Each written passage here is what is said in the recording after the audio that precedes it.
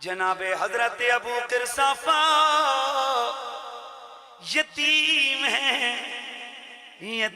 ہیں، بکریاں چرا کر گزارا ہوتا ہے، اور بکریاں بھی خالو کی چراتے ہیں، ماں اور یہ دو خالہ کے گھر میں رہتے ہیں۔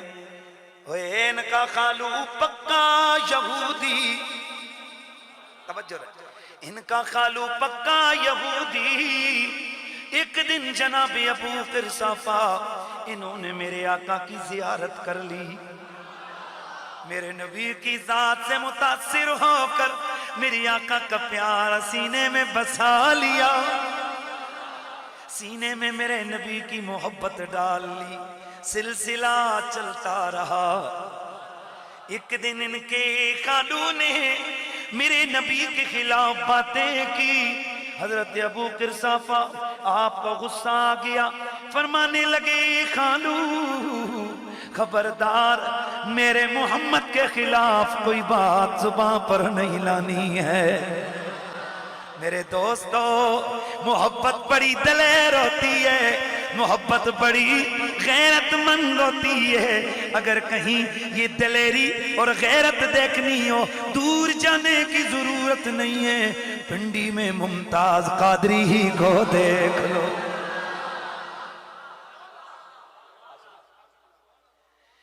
ابو قرصافہ صبح شام میرے نبی کا پیار دل میں بسا ہے، زندگی گزارے ہیں، لیکن آج جب سرکار کے خلاف ان کے خالو نے زبان درازی کی، حضرت ابو قرصافہ سے رہا نہ گیا، چچا اپنے اس خالو کو روک لیا اور روک کے فرمانے لگے، اے میرے خالو محمد عربی کے خلاف زبان نہ کھولنا۔ خالو کہنے لگا، تو میرا ہے، تجھے کیا لگے کہ تو محمد کی سائیڈ لیتا گئے؟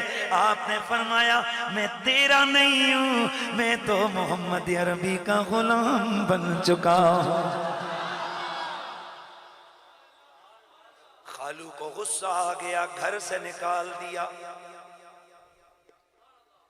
کہا میں تجھے گھر سے نکالوں گا اگر محمد کو نہ چھوڑا۔ آپ بڑی غیرت میں آئے، فرمایا بے شک نکال، گھر سے نکالے گا، دنیا تو میرے رب کی بنائی ہوئی ہے۔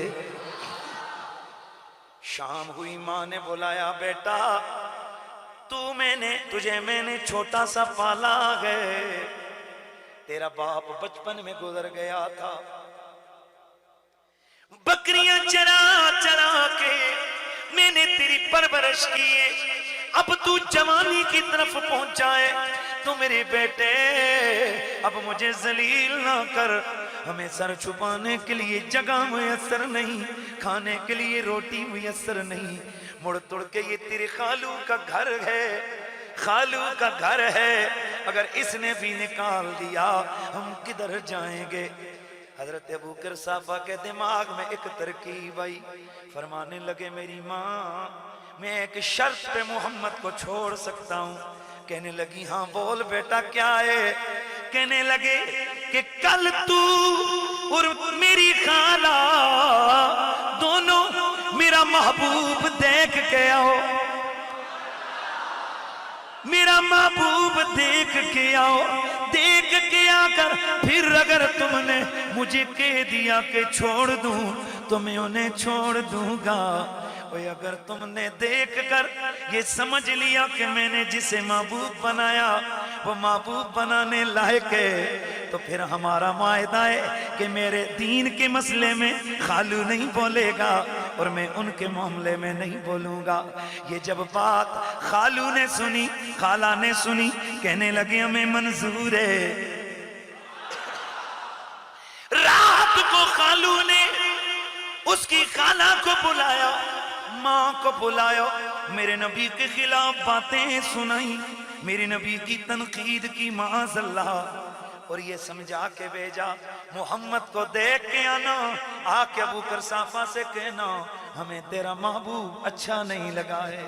اللہ اللہ، صبح یہ دونوں گئیں، ادھر وہ چلی، ادھر ابو قرصافہ نے مصلی بچھایا، مصلی بچھا کر رب سے کہتے ہیں ربا تیرے یار کی طرف ماں اور خالہ کو بھیجنا میرا کام تھا، ان کے سینے میں محبت کی آگ لگانا اب تیرا کام ہے۔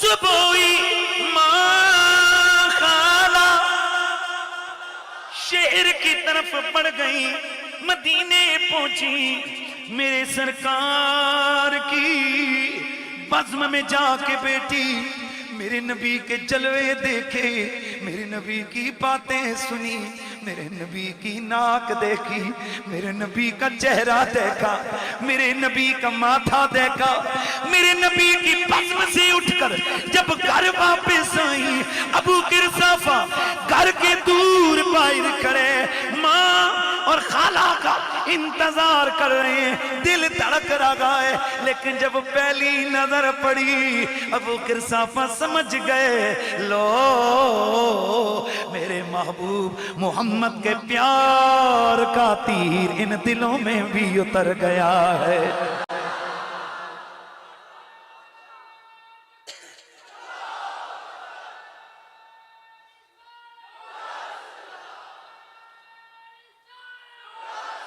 صبح ہوئی خالو بھی آیا، اب آ رہے رنگا، خالو بھی آیا، خالہ بھی ہے، ماں بھی ہے، جناب ابو قرصافہ بھی ہیں۔ آپ پوچھتے ہیں یا اماں، او میری امی جی، او میری خالہ، کیف وجدتما حبیبی محمد، تمہیں میرا محبوب کیسا لگا ہے، تمہیں میرا محبوب کیسا دکھائے، تمہیں میرا محبوب کیسا لگا گئے۔ اب انہوں نے ایک ہی جملہ فرمایا، فرماتی ہیں لقینا رجلان اذا تکلم خرج من فی نور۔ اور کیا بتائیں، ہم نے اس ایسی عظمت والے شخص کو دیکھا ہے، وہ جب وہ بات کرتے تھے ان کے منہ سے نور نکلتا ہم نے اپنی آنکھوں سے دیکھا ہے۔ واللہ ما رأینا مثلہ قبلہ ولا بعدہ۔ او ابو قرصافہ تیرے محبوب جیسا ہم نے نہ پہلے کوئی دیکھا نہ بعد کوئی نظر آیا ہے۔ پھر پوچھا خالہ اب تو بول کیا کہتی ہے؟ کہا مجھے تیری ماں کا پتہ تو نہیں ہوں، میں تو اسی بزم میں محمد کا کلمہ پڑھ کے آئی ہوں۔ تو گویا ابو قرصافہ کی لولو سے رگ رگ سے ایک صدا جاری ہوئی کہ کعبے والمنہ مایا۔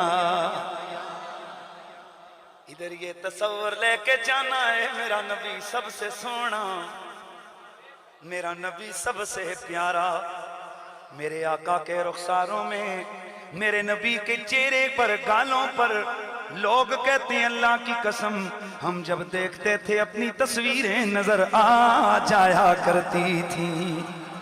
تو پڑھنا ہے نا سب نے کعبے والمنہ مایا، کعبے اونچی آواز سے کہنا ہے کعبے والمنہ، کعبے والمنہ مایا، کعبے والمنہ مایا، ایک سونا تو لگنے دوجا پھر بھی تم آیا، ایک سونا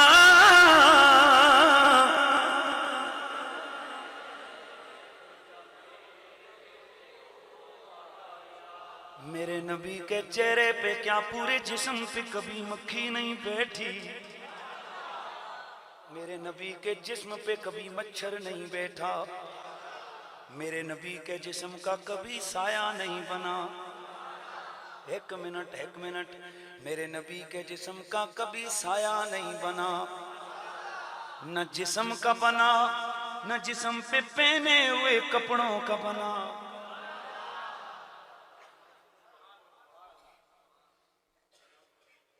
ایک یہ چیز ہے، تھرمس ہے،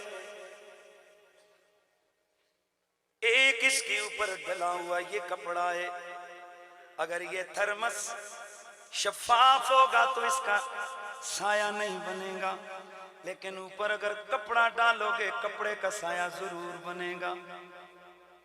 تو میرا نبی جب کبھی سورج کی روشنی میں گزرتے سایہ نہ بنتا، چاند کی روشنی میں کھڑے ہوتے سایہ نہ بنتا، چراغ کے سامنے کھڑے ہوتے کبھی سایہ۔ میں نے پوچھا صاحب کیوں نہیں؟ تو امام حکیم ترمذی نے لکھا اس لیے کہ اللہ کے نبی کے جسم کا انہو لا فیع لہو ولا ظل لہو لا فی ضوء الشمس ولا فی ضوء القمر ولا فی ضوء السراج، نہ سورج نہ چاند نہ ستاروں کی روشنی میں نبی کا سایہ نہیں بنتا تھا۔ کیوں نہیں بنتا تھا؟ محدث دہلوی نے مدارج النبوہ میں لکھا اس لیے کہ اللہ کا نبی سر سے لے کے پاؤں تک نور تھا، نور کا سایہ نہیں بنتا،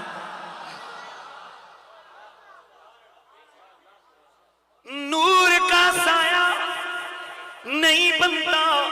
یہ بات تو سمجھ آئی، لیکن جب جسم کے اوپر کپڑے ہیں،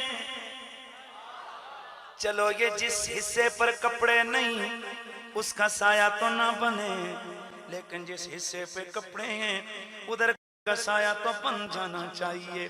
کالی کملی اوڑی ہے سایہ بن جائے، امامہ پہنا ہے سایہ بن جائے، کپڑے اوڑے گئے سایہ بن جائے، لیکن سایہ نہیں بنتا۔ کیوں؟